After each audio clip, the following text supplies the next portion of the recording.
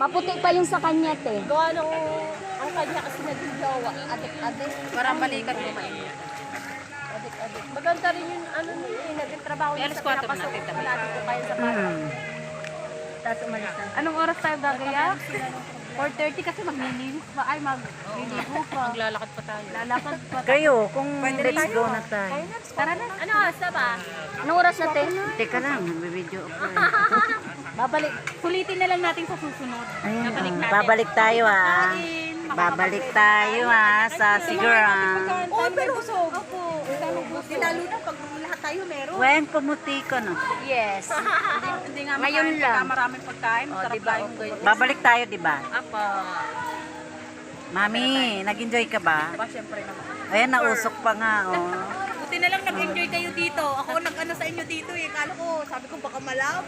Hindi, ang ganda nga. Ano, yung Kang linaw. Sulit ang pagod namin.